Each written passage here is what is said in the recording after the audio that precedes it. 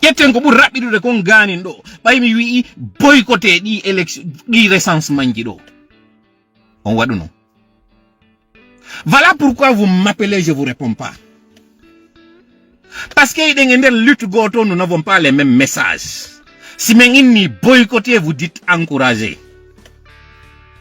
Si nous luttons, vous dites patientons. Si nous boycottons, vous dites accompagnons. Pour le futur, oui, si nous avons besoin de nous faire des choses. Quand nous faisons mieux, quand nous faisons mieux. Fewno me ni révolution futa immano den bebe immani den do on to ma accompagne no. Fewno mi wolno hore Alaji Badru ko mi wowli ko on to ma immino accompagne don. Ene onon don sikka ko contre Alaji Badru on to ma mi yaltuno mi wowli. Alors je vous apprends ko do wonde lanno de live on. Oustaz Abdul Hamid be sanctionnabe do.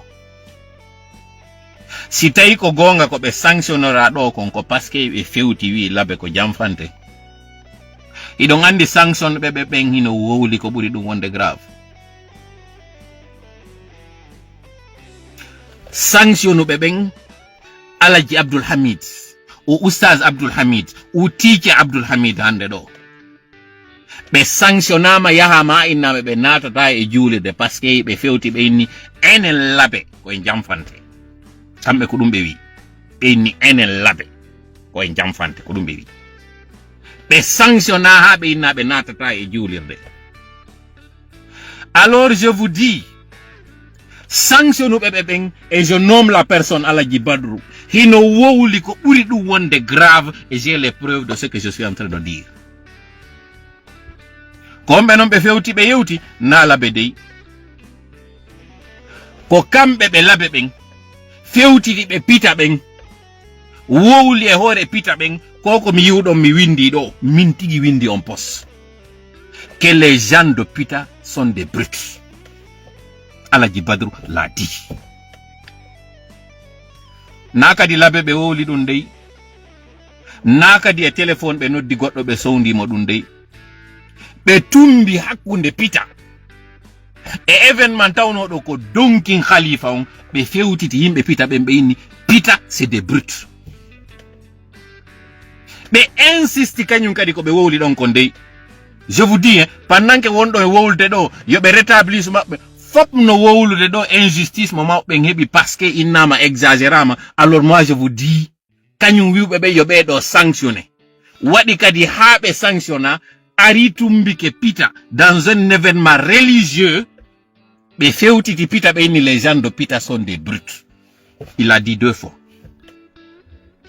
ko be do non hande jodi sanctioni goddo mo tawata ko mo labe beeda ko be labe ben fewti be pita be wowli ko tawno denyande gere njano no wawno wadde wadi kadi honno e nder suudu politicien jo Alaji Ba Ousmane nade Allah hinno événement donkin khalifa watno don 2023 denyande hoore no wawno solude don denyande gere no wawno wadde don ƴiƴe hibbe pita bembe be wi don que c'est des brutes nani kan hala sukabe ben ka yasi suudu nani kan hala wada kadi e vidéo filma konko mone wolde do ko nacha kane. Voilà pourquoi je donne 2 jours à Alaji Badru et kala jettube o sanction do yobe rétabli su kanyum Alaji Abdul Hamid ka fonction mabbe, sinon je vais sortir la vidéo. Si be fala kanon sonko wada ils n'ont que 2 jours yobe rétabli su beya dans ses droits et les plus absolus et de manière immédiate. Ka hala do ka wono wadde denyande on événement donkin khalifa o lancho fe parce que ko dum be ari no be woli denyande ko fi o lancho nyande be arno be jodi ka kur don be woli kan hala ko fi wiugol wonde ma juurde nosino udditede kambe be wata hettade ko koto mabbe arata mais il fallait to be memmina on pankare don sonke pita be accano pirede wona ko dum don hadi murandu lato si be immo non be ya pita golliri hakkil jabali réagisude parce que ainsi be réagisi no ko inete non ko Alaji Badru no ala piya ka suudu politicien jo mo pita de surcroît tawdo ko yaltudo e laamu Alpha Condé Alaji Ba Ousmane heɓa un problème taw sa éteint sa carrière politique. Deuxièmement, wi e pitay no nodditi Fouta fo événement tawɗo ko donkin Khalifa fiyargol piya alma mijo mo labe gere wonno do hanki ngon hande kadi memmintine pita yi dum do faami tammel mum pita si memminino ke den nyande ara joni tibe gonga wi way ko be wi kon c'est vrai pita ko brutalité pita o yalta den nyande dum simini jentore lan hakkil ko mone wolde ko kala do ƴetta jonna alaji Sheriff Dalaba wullita e mabbe en toute amitié et dans le respect inna on nani do ko goddo e kol on to manon alaji bano fataki ko itaw alaji bano hari fataki on to mari be wuri wullita e college on inna goddo e dimmobe modo wowli ka hala do e hore amen menen pita ko no me wadata alaji Sheriff am bon leader hendi ka hala do zeri ka nyippi ka goddo andali fika ko ande mone wolde fika dans les réseaux sociaux si koko wanno do kay wadano mi woltano fimu mi barindike dum do kam mi barindi mi wolali fimu mais depuis on tuma ari nous avions compris que Alaji Badru n'était pas là pour la paix, pas du tout. Mais non ko wola da kon ko be sanctionnera c'est parce que ça trouble la quiétude et la paix ko dum be woli be do non ko wi ko enel labe be wi alide onon labe be do non kanyun jodi wi onon pita wi alde kadi ko jamfante wi ko vous êtes des brutes pita kadi be ari be woli dum dans un terrain, c'est dire ouais ça y ballon match mo tawata tie sur les installations de l'équipe adverse ara kama be memmina gere ton si gere on wadi ko équipe hombo sanctionnete na équipe receive do ballon on ko ben don sanctionnete ka Alaji Badru est venu dans cet objectif-là. Mi do ari mi hettoyta ko de événement on ko kota woni yaroyde. Juulide no wudditede no kelkaari mi hettota ko. Kono non ko mone wolde do ko ngande pita non c'est des brutes. Hein? C'est pas exactement ni no duma je vous dis, je vous interprète ko Alaji Badru wadi ko en 2023. Gibi 2023 tola no jogi o preuve do wala li fesfimu fanki don ari tun kontanti wi ittebe do. Son Italie bedo moƴƴanta Fouta Alaji Bano fati nun joni hande kadi mobe arano on ka gurdam mudum be ari be tawa mawningol fi on don ka wiete don anon sama be fatike ka humpondirte don wi'e be fatike hande e tenere den kono be surroyama wo nyalande karire ka ko alarba de be fatino be yegiti jour be sikki koy ko tenere den be fati be surroyama wo nyalande karire juma on ka humpondirte Alaji Badru arbe jawde kokulo argol wuggo fi argol kagga Khalifa on hara o Khalifa do yarali nokkugo sinaka mabbe kambe ton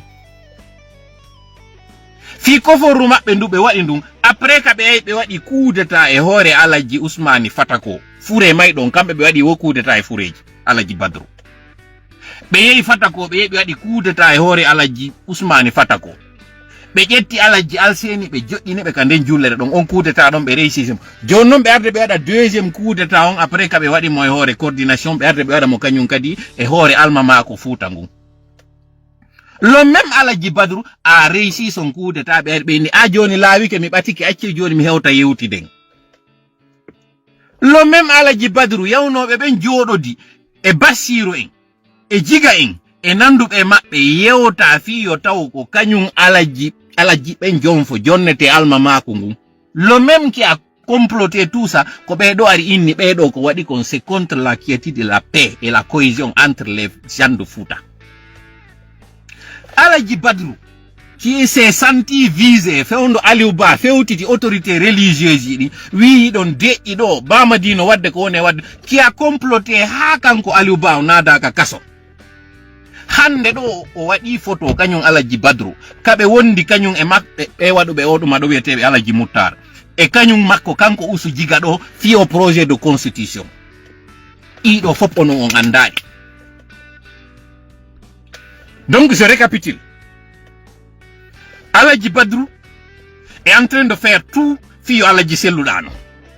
Ça c'est une affaire de l'abbé, gérez ça entre vous, c'est pas grave. Aladji Badru fait un coup d'état sur la coordination pour avoir la même mise sur la coordination. Yetti non coordination do hande kadi yetti joni CNRD. La même personne. Aladji Badru tay don haadali ko ma hende kadi alma mako ngo be do kat be wadi coup d'état on e hore Fouta fop. Be manipule be yetti goddo mo tawata tawano kay collège des imams on. Be yetti be jonni be do mawbe jonfo fi yo wono awande kadi ko burdo mawnude on tawano ka few e o khilafa do be jonni be do fi yo luttu juude mabbe kambe be manipula dum fopi de ngandi ka feƴƴuno ko nyande discours be yimmi be ka ngeru kanyum kadi ngeru Fouta ngumpita don kanyum kadi be geri ngudo kanyum kadi uddita alors que ko hanano wadede kon fok kanyum kadi wadali. Aladji Badru kadi c'est la même personne qui a fait ça contre le Fouta. Be Fouta go fuddi immade à l'image de Aliou Ba be geri do kanyum kadi Aliou Ba nada ka kaso. La même personne nadi do la même personne. Bedo kanyum kadi il a comploté avec la famille do Kankam be ngure makko den kanko Mamadi Doumbouya fiyo bedo artawe di événement ji do fo y compris udditugo juuri den timmi tunni be wadi dum do kanyum kadi récupération be jonni bedo yewtere kala ko fotta alors que kona wadede Kankam ko si be wadde ko be watta kon ton mo Fouta jonnetake ton parole be wadi bedo kotirawo Mamadi on o taw don gon initira biddo makko mo bene wiide do lansana wiete do lansana Doumbouya be jonni o do kanyum kadi parole e dido fo be ari be tunini dido fo annemmo wondo e danninde fi dole Fouta den ko kanyum Aladji Badru jon non puisque be mawbe do kanyum jabali wonande be politicien jabali conformagol e mabbe.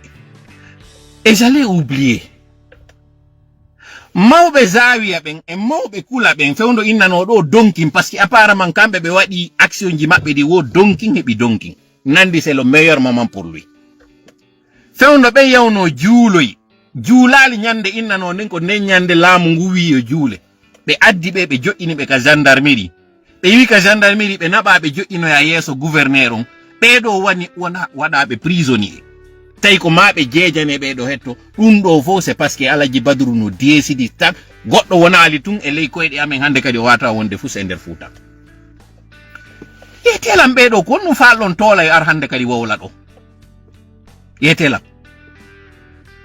ko mi wonu ndul laga yendu aroru toujours irta din iridi fo ta ko yongonu min tun le combat je le mène tout seul contre tout le monde, c'est ça?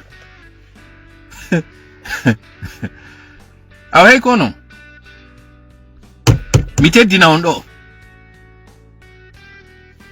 fewno min no yaane di mbuudi modo yaltino yon ka der banque ji do on sikku non to mako duudere alaka. Alors voilà la meilleure. En ala yiltitade do wi'ugol ngol finalement o yi mbonde ma mbuudi ala to ndo ala wolde dum hande do kala vando. Je vous informe que CNRD ino senso de mbuudi din millionnaire be ben duytoto woni lagine parce que sa nani million ko si sa nani millionnaire ko si million no wodi. Si tawi non kala jogiiɗo million hande kadi no wiyete ko 100.000 o jogiiɗo 100.000 inne ko 10.000 o jogi millionnaire ɗuytoto. Nini ɓe négociude fi sensugol mbuuɗi lagine ɗin ɓe nantodirali e majji woɓɓe inni yo ɗi waɗe dimba ɗinne dimba woɓɓe inni yo yiltite sili on. Si ɓe sensi ɗiɗo ko piiji ɗiɗi ɓe woni on e wadde onon julaɓe tawɓe ɓen ɓe noddi on ha yo ngaddu mbuɗɗin on addali. Be inna décret Franguine on ino sincère, vous avez 3 semaines addugol mbuɗin sincère. Son addali après 3 semaines jido kala mbuɗi ko jogi don ka nder kes kondaneji mon ka forji modon hande kadi ka ray kaydi jogi don. Fo wugo addo jetto mbuɗi mon ɗin jonnon CNRD. Be hendike kambe ko be faalano kon. Ils ont la possibilité golletirgol ɗiɗo ou bien ɓe waɗa konko tawi ɗon ils sont obligés de le faire kon ɗum woni ɗum. Kala 1 million ɓe sensadi ɓe ɗuyta 0 ɓe waɗa ko Sarlo waɗi kon. Il y a 2 ans Sarlo waɗino ɗum. Ɗum ɗon non régali inflation ngongoy ka maɓɓe parce que au lieu de baisser la température on casse le thermomètre. Mbuɗi mon ɗi jogi ɗon ɗin ɗo si on sensali ɗi yawɗon devise. Ɗum ɗon wona monnaie ka tawata mbuɗi mon ɗin ɗi wona en sécurité. Son joɗodi e Franguine en on ɗo CNRD sensa e mbuɗi mon ɗin ɓe dévaluer ɗi vous allez perdre. si do waɗani noon ɗiɗi e ko tola woni on e wolande ɗo komi jonna on ɗo 3 indice. Premier indice on ɓe wi conteneur ji no adda, ce qui est vrai, conteneur ji no adda, mais en joni ronko yiwde liquidité on ka yaasi, n'est-ce pas? Son fala tan holo ko mon e wolde kon comme toujours, si ɗon fala hollo ɗon j'espère komi fanki ɗo ko wawi yonude fi on wawa famude tola tumari yalti yewti ware ya quelque chose de grave. Ko yaltinimmi ɗo no mi wiri non ko andigol mi maya mi nawnami ɗo jam. Liton kañum kadi nous la continuons, nous en tout cas de notre côté nous continuons la lutte. Mi sodaka, je n'ai pas l'intention d'être acheté. Si arabe, le seul poste qui pourrait m'intéresser, hande do si nama Mamadi inne onangama habama kabol bon tolarona président. C'est la seule chose qui aurait pu m'intéresser. Mais même ça ne m'intéresse pas. D'accord? Poste ministériel, Raisi Mina do hande comme premier ministre, Harem do hande comme premier des ministres, ça m'intéresse pas. On wombe sikude bendo kabe éclatini do di poste que c'est pour que j'aille là-bas. Bonne chance à Dr Diao dans le ministère de l'agriculture. Bonne chance à Selou Balde ka celui de commerce. Yobe wakilo fala be wadu kabe woni o. Wombe dabbude ka députation, bonne chance à eux, ça ne m'intéresse pas. Parce que même pour moi, CNRD yani no nebi lamu ala fe on do nguka taraw. Voilà pourquoi je vous parle. Je ne reconnais aucune institution de cette transition. Aucune. Absolument aucune. Kala mo minani kadi communicanjo nanga noddugol goddo ministre ko andatta ko anduturi en ala fuska yewte no non, je vous parle sans émotion. Je vous dis maintenant les 3 indices yo waw ya de famon ko mon e wolde do ko. Premier indice, conteneur ji arino dibe suusali wogol yaltina. Pourquoi? Parce que FMI on jonnali be so on fi majji en, parce que be yobbe moƴƴino di sans avoir l'accord du FMI, Fonds monétaire international.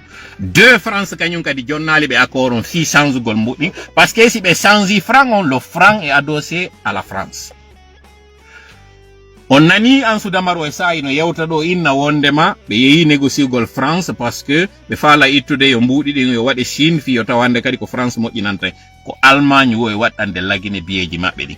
Il y a une laboratoire, il y a une imprimerie en Allemagne qu'on voit wadande lagine mbudi modon ding en grande partie. Ko be yeyri négocier gol e France, ko fiyo France jabu be gollira France a bien, c'est que le FMI n'a pas accepté. Fiyo France jabu awa à défaut be sanza mbudi dim, parce que si be sanzi mbudi ni ko don be duytata perte mabbe on, ko be nyawli ko ngande do banque centrale on be ala wawde yobude be duyta valeur mbudi ni fiyo be waw yobitude. En terme simple mi jonna on do exemple. Ta nyawli goddo 10 000 awata yobude 10 000 ji din ko 2500 jogida ko no warata ko ya yawduita valeur din 10 000 ji haadi wonta 2500 mo jogida on atta jetta mbudi yobita on tiki wi'amo 10 000 hande kadi valeur mum on ko 2500 ka sensi mada yo taw valeur 10 000 on hande kadi ko 2500 hebayno ko dum don hande kadi din 10 000 ji wawa ma hebande be jetta din don non be wawa yobitude. Et pour votre petite information, Film FM ko ɗanninirano c'est la question d'Abakar Diallo ka wiwno ɗon fewndo ɓe adduno kanko Moussa Cissé e wonɗo on ka gouverneur banque centrale o landi ɓe winni ok, vous êtes en train de prêter l'argent des épargnants, mais est-ce que vous avez pris le consentement de ces épargnants par rapport à cet argent? Yiltite on émission ɗon o jaɓali jabade fes réponse on de manière claire o jaɓali. Ni ono wonabe wiede do, vous avez une limite de 5 millions par retrait, vous devez porter plainte contre les banques qui sont en train de faire ça sur vous. Pourquoi?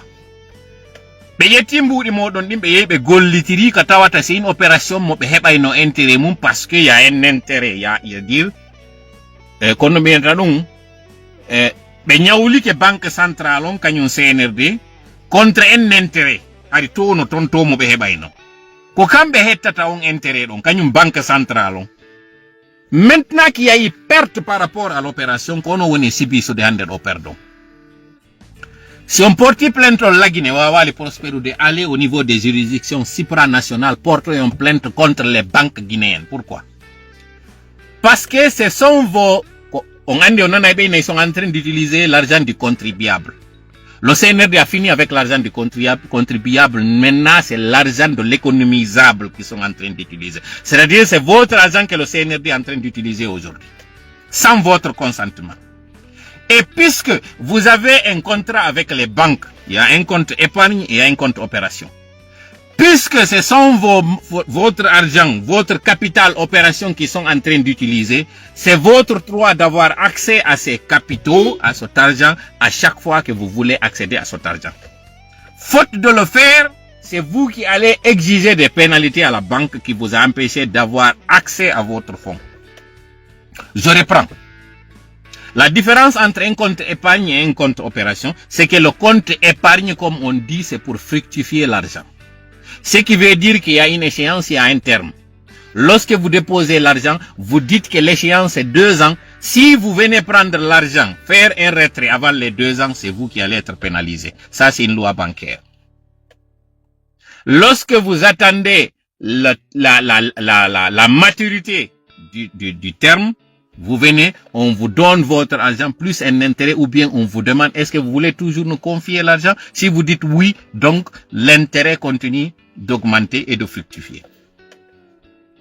Par contre, lorsque vous ouvrez un compte opération, ça veut dire que vous avez la garantie d'avoir accès à cet argent à tout moment, au moment voulu, en d'autres termes. Si maintenant vous venez avoir accès à cet argent et qu'on vous empêche, c'est votre droit d'appliquer des pénalités à la banque qui vous a empêché d'avoir accès à votre argent. Autrement dit, vous êtes pénalisé vis-à-vis de vos partenaires et c'est pas votre faute, c'est la faute à la banque. Faites une convention collective, allez porter plainte contre ces banques qui vous empêchent d'avoir accès à votre argent. Ça, c'est d'abord la première des actions que vous devez faire. Vous ne devez pas du tout vous plier à cette exigence de ces banques qui n'ont pas pris votre consentement avant d'engager votre argent dans cette opération risquée. Maintenant qu'il y a eu perte, vous devez subir les conséquences et eux, ils sont en train de faire la belle vie et le beau temps.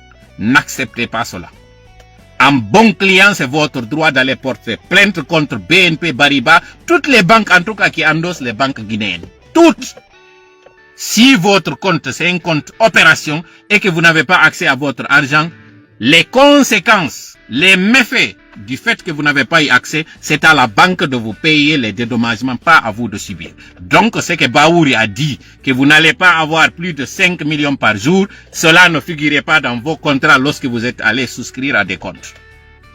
Ça, vous devez le connaître en tant que Guinéen. Si vous n'aviez pas cette information, alors nous vous la donnons. C'est votre droit le plus absolu, le plus élémentaire d'ailleurs, de porter plainte contre ces banques qui vous empêchent d'avoir accès à votre argent. Parce qu'ils n'ont pas pris votre consentement avant de prendre cet argent et de le donner sous forme de réquisition. Ça, vous devez le connaître. Le CNRD a dilapidé votre argent, comptant sur une opération qui était une opération obsolète. Alors, nous vous donnons ces informations. Mais après, pour là, on a bien njula be jettu be mburi modon mari ka galleji modon baytumbe huwi e modon on addali CNRD option mo jetti on solution mo be envisage ko sensugol mbudi din. Deuxième indice non no mi wiri non après di conteneur ji ardi din da parce que be falaka wadde din sur la circulation alors que be sanzo de mbudi ko dum hadi an jondi wade sur la circulation. FMI jabali, France jabali, be reni kanyum kadi ko sensugol, l'ultime recours ko sensugol mbudi sans adi watta di sili. Justement deuxième indice on. Ando be tari ka lagine ben fop no andi bay lagine hendike indépendance hari ko français fa lagine jogino. Sékou Touré continue de en français fa don sans mo watti franc guinéen dans un premier temps. On franc guinéen mo wanno don o wadi d'abord un franc CFA est égal à un franc guinéen. Ko dum Sékou Touré atino wadude ando be tari ka be ni goto perdali fop kelli welti e hendike enen kadi mbudi meden di. O yehi ka jiño makko ha o tawi ɗo ɓernde nden ɓuttali o serini yimɓe sentir on tuma français ɓe gaddi faux billet waɗi e nder circulation on ɗi jindi mo ƴawdari o tawi ɗin ɗo ɗuuɗi hande kadi o sensoye mbuɗɗin par ce que o inni hande kadi franc guinéen nadama en grande quantité fi liɓugol économie makko o lamitori ɗum ɗon o waɗoy hande kadi sili on sili mo wati wadde ɗon o waɗi 1 franc égal à 1 sili d'ailleurs c'était 1 franc égal à 1 dollar 1 franc égal à 1 euro ari on tuma euro ala ari ko non kanko wadirno kono ari 1 franc est égal à 1 franc ari kanko ko parité o waduno. Ça c'est le premier sili version 1. O yeyi don ha o tay hande kadi o billike o sensoy din siliji don o wado e sili version numéro 2. Andube ben fo histoire on andi ko siliji didi wadi.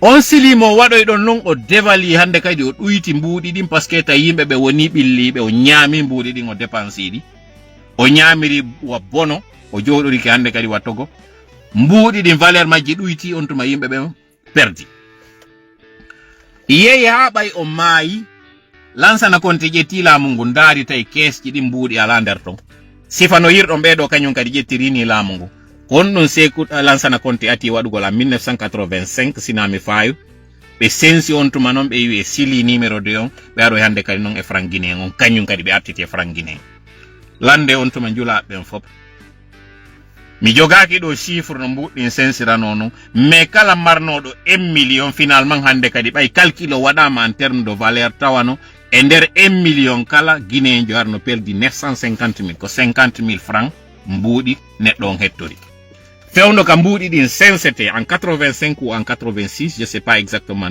temps o hari kala marnoɗo million ji hande kadi are ɗuytike valeur muɗum hande kadi milliardaire ko millionnaire wonti millionnaire hande kadi ko wontiti ko moins de millionnaire ko on formule ɗon CNRD woni artude ɗo ɓe perdina on fes troisiéme indice no mi wiri noon ko waɗi kon sarlon ɗo on yiɗum ɗon on ɓe aru ɓe ɗuyti hande kadi zéro ji ɗi ɓe wi wo ko fi ɗuytugol masse monétaire won ɗon en circulation parce que ko condition mo FMI waɗannoɓe parce que ɓe yii ɓe yaltini plan Sabié jindi ha ɗuuɗi joni noon pour faire la compression il fallait réduire ko ɗi information ji ɗo mi arno jonnugol on